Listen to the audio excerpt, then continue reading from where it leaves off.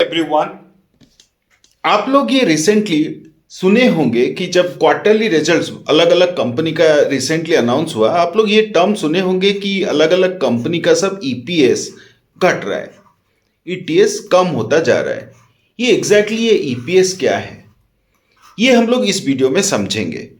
क्या ये ईपीएस के थ्रू हम लोग कोई भी स्टॉक का मूवमेंट अपसाइड होगा या डाउनसाइड होगा अपकमिंग डेज में, ये प्रेडिक्ट कर सकते हैं?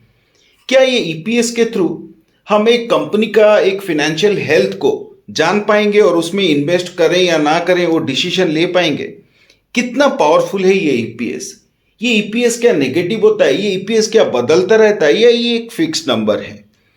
ये ईपीएस के रिलेटेड जितने सारे कॉन्सेप्ट्स हैं, मैं इस वीडियो में एकदम ले मैन लैंग्वेज में समझाऊंगा। आप एकदम आसानी से समझ जाएंगे इसका कॉन्सेप्ट क्या है। और ये अगर हाई साइड में है, अगर ऊपर में है, अगर ईपीएस बढ़ रहा है तो उसका क्या कंक्लूजन निकालेंगे, अगर ये घटता जा रहा है तो इसका क्या कंक्लूजन निकालेंगे, ये वीडियो में आप लोगों को सब समझ में आएगा। सबसे पहले तो हम लोग समझते हैं ये ईपीएस का डेफिनेशन क्या है। ईपीएस का मतलब है अर्निंग पर शेयर।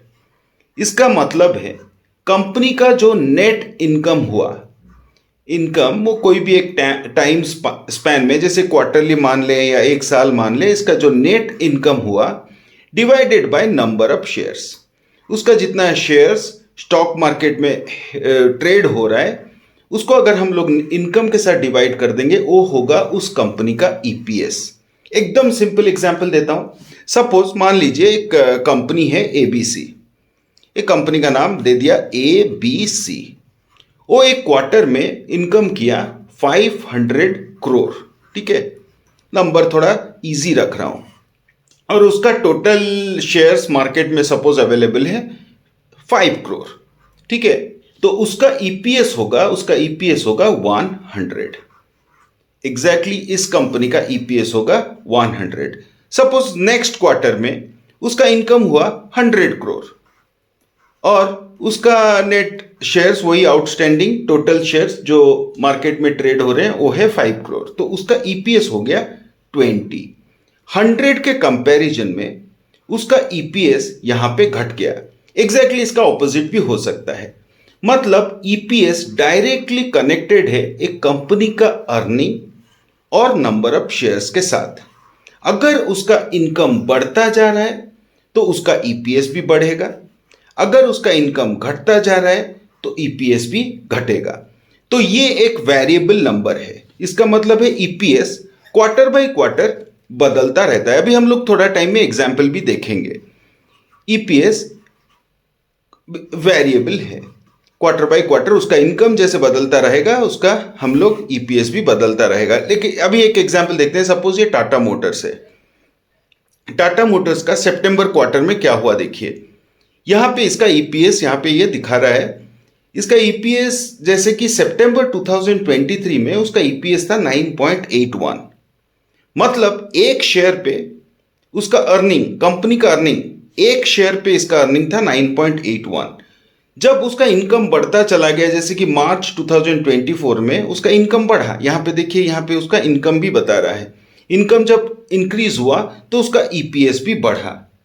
अभी लेटेस्ट सितंबर 2024 लास्ट क्वार्टर में उसका इनकम रिड्यूस हुआ, उसका प्रॉफिट भी रिड्यूस हुआ, इसीलिए उसका अर्निंग पर शेयर भी घट गया। ये एक एग्जांपल है, रिड्यूस हो गया। वैसे इन्फी का भी ईपीएस देखते हैं। इन्फी का ईपीएस है 15.71। लास्ट क्वार्टर में सितंबर 2024 में उसका ईपीएस है 15.71। टाटा मोटर्स का ईपीएस 9.72, लेकिन इन्फी का 15.71। अगर ये दोनों में हम कंपेयर करें तो इन्फी का ईपीएस टाटा मोटर से ज्यादा है। इन्फी का ईपीएस टाटा मोटर से ज्यादा है। तो हम लोग क्या कंक्लूड कर सकते हैं? एक सिंपल पूरा लेमैन में हम लोग अगर समझें, इन्फी का अगर आप एक शेयर रखते हैं तो इसका ये एक शेयर, आपका एक शेयर जितना कमा सकता है कंपनी के लिए वो ज्यादा है as compare to Tata Motors का एक शेयर आप रखते हैं, वो कंपनी उससे जितना कमा सकता है। सिंपल उसका कंक्लूजन ये है। और इसको लेके आप मार्केट प्रेडिक्शन स्टैंड अलोन नहीं कर सकते। बहुत सारे अलग अलग पैरामीटर्स होते हैं, जैसे कि मैं एक आगे बताने वाला हूं, पीई रेशियो, पीबी रेशियो, ये सबको एक मिला के जाके स्टॉक मार्केट में प्रेडिक्शन किया जाता है। अलग अलग पीई रेशियो, पीबी रेशियो और बहुत सारे रेशियोज है, मैं आगे के वीडियोस में बताऊंगा। लेकिन अभी एक ब्रीफ जानने के लिए हम लोग अभी समझते हैं, अगर ईपीएस हाई है तो उसका क्या क्या मतलब हो सकता है। आपको याद होगा ईपीएस का मतलब है income by number of shares. जब ईपीएस हाई है उसका मतलब है कि बिजनेस जो मॉडल में काम कर रहा है उस कंपनी का वो बहुत अच्छा है, क्योंकि जो भी हो इनकम अच्छा कर रहा है, कंपनी प्रॉफिटेबल है, इनकम हो रहा है, इसका मतलब ऑपरेशन वाइज वो सही है। और वो कंपनी बेटर डेब्ट मैनेजमेंट करते हैं, मतलब लोन का मैनेजमेंट वो लोग सही से करते हैं। और इससे ईपीएस अगर हाई होता है तो एक कॉन्फिडेंस आ जाता है शेयर होल्डर में कि हम इसमें इन्वेस्ट करें, क्योंकि हमारा एक शेयर के थ्रू कंपनी इतना अर्निंग कर रहा है। इसका कॉन्ट्ररी लो ईपीएस क्या क्या शो करता है। लो ईपीएस का मतलब है कंपनी लेस प्रॉफिटेबल है, जिसका मतलब हाई ईपीएस से अगर लो ईपीएस गया तो कंपनी लेस प्रॉफिटेबल है। लेस प्रॉफिटेबल होने का बहुत सारा रीजन हो सकता है, शायद उनका हाई ऑपरेटिंग कॉस्ट है, या वो बहुत सारे शेयर इशू कर दिए हैं। अगर शेयर ज़्यादा हो जाएगा लेकिन इनकम फिक्स है तो उसका ईपीएस भी कम हो सकता है, क्योंकि नंबर ऑफ शेयर्स हमारा डिनोमिनेटर साइड पे है। यहाँ पे अगर देखेंगे, मैं बताया था आपको ईपीएस नंबर ऑफ शेयर्स, यहाँ पे अगर ज़्यादा हो गया और इनकम वही फिक्स है तो वहाँ पे हमारा ईपीएस रिड्यूस हो जाएगा। तो ये लो ईपीएस का एक सिग्नल देता है। या उनका डेब्ट मैनेजमेंट अच्छा नहीं है, या लोन बहुत ज़्यादा है, या ऐसा भी हो सकता है कंपनी पूरा नया है, नए स्टेज पे है, बहुत सारे एक्सपेंसेस करते हैं, क्योंकि जब बिजनेस नया होता है बहुत सारा एक्सपेंसेस होता है विजिबिलिटी एडवर्टीजमेंट के लिए। तो शायद कंपनी ग्रोइंग स्टेज पे है, आगे बढ़ सकता है। मतलब लो ईपीएस का मतलब नहीं कि एकदम पूरा खराब हो गया। हो सकता है वो कंपनी उतना प्रॉफिटेबल नहीं है, लेकिन उसका रीजन जानना बहुत जरूरी हो जाता है कि क्यों उसका इनकम कम हुआ। इसीलिए सिंपल ईपीएस के थ्रू कंक्लूड कर लेना कि ये स्टॉक अच्छा है या वो स्टॉक अच्छा है या खराब है, ये कंक्लूड कर देना गलत हो जाता है। कभी कभी एक्सपेंशन कॉस्ट, मतलब कंपनी अलग अलग ब्रांचेस खोला, अलग अलग प्लांट्स लॉन्च कर रहे हैं, तो भी एक्सपेंसेस ज़्यादा हो जाएगा, और एक्सपेंसेस ज़्यादा होगा तो कंपनी का नेट इनकम जो न्यूमरेटर साइड पे है वो घट सकता है। तो इनकम अगर बढ़ा, नंबर ऑफ शेयर्स फिक्स है तो ईपीएस बढ़ेगा, लेकिन इनकम घटा तो ईपीएस घटेगा। लेकिन अभी पॉइंट है कि इनकम घटने का बहुत सारा रीजन भी हो सकता है, गलत रीजन भी हो सकता है, अच्छा रीजन भी हो सकता है। जैसे सपोज कंपनी नया नया प्लांट्स खोल रहा है, एडवर्टीजमेंट कर रहा है, तो वो पार्ट हमें जानना बहुत जरूरी है कि ईपीएस घटा क्यों। तो ये एक सिंगल ईपीएस के थ्रू हम सब कंक्लूड कर लेना बहुत मुश्किल है। अभी सवाल आता है कि ईपीएस क्या नेगेटिव हो सकता है? आप ही खुद बताइए, ईपीएस नेगेटिव हो सकता है क्या? जरूर हो सकता है। क्यों? क्योंकि अगर इनकम नेगेटिव हो गया तब तो पक्का ईपीएस नेगेटिव हो जाएगा। मतलब कंपनी अगर लॉस मेकिंग है तो उसका ईपीएस नेगेटिव हो जाएगा। तो एक लाइव एग्जांपल देता हूं आपको। ये रहा वोडाफोन आइडिया का share. Vodafone idea last 5 quarter से लॉस रिपोर्ट कर रहा है करोड़ों में, जैसे कि 8,000, 7,000, 7,000, 7,600, 6,400, इस रेंज पे उसका लॉस है। तो अभी आपका इसका ईपीएस देखेंगे, इसका ईपीएस वही सब नेगेटिव में है। तो इसको हम थोड़ा सा समझते हैं कि नेगेटिव ईपीएस क्या एग्जैक्टली सिग्निफाई करता है।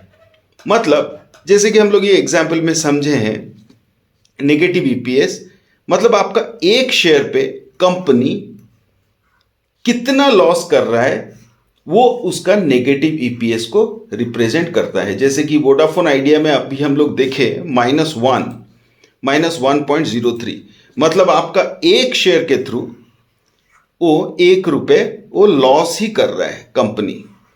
तो ये लॉस एग्जैक्टली कर रहा है का मतलब नहीं कि स्टॉक खराब है नीचे चला जाएगा, ये एग्जैक्टली कंक्लूड मत कर लीजिएगा। ये लॉस क्यों हो रहा है, ये रीजन जानना यहाँ से स्टार्ट होता है। मतलब ईपीएस एक सबसे फंडामेंटल एक पैरामीटर है एक स्टॉक का हेल्थ को बताने के लिए। ये मान लीजिए कि मतलब प्राइमरी सबसे क्लास वन नंबर वन सबसे सबसे जो पहला चीज आप देखेंगे ईपीएस है। ईपीएस के बाद ईपीएस को मतलब होलिस्टिकली मतलब अलग अलग पैरामीटर्स के साथ मिला के ग्रुप में अगर हम लोग देखेंगे तो एक कंपनी का फिनेंशियल हेल्थ को हम लोग जान पाएंगे। जैसे कि वो क्या क्या सब हैं। एक नेक्स्ट है पीई रेशियो और नेक्स्ट है पीबी रेशियो और ऐसे बहुत सारा चीज मैं आगे आपको बताने वाला हूं। तो अभी आई होप कि आपको ईपीएस के बारे में आइडिया थोड़ा बहुत क्लियर हो गया होगा। मैं आगे के वीडियो में पीई रेशियो क्या है वो समझाने वाला हूं और ईपीएस और पीई का क्या कनेक्शन है, ये दोनों को मिला के आप लोग कैसे एक स्टॉक को देखेंगे, आपका इमेजिनेशन कैसे काम करेगा उसका हेल्थ को देखने के लिए, वो भी मैं आपको नेक्स्ट वीडियो में बताने वाला हूं। आप ये चैनल को सब्सक्राइब करिए। मैं आगे आपको बहुत सारा वीडियो बताने आ रहा हूं और आप मुझे बताइए आपको कोई भी डाउट है, कुछ एग्जैक्टली कॉन्सेप्ट आप जानना चाहते हैं, मैं उसके ऊपर भी वीडियो बनाऊंगा। ये आपका ही सजेशन जो भी है मैं उस हिसाब से ये वीडियो में आपको बताता चलूंगा।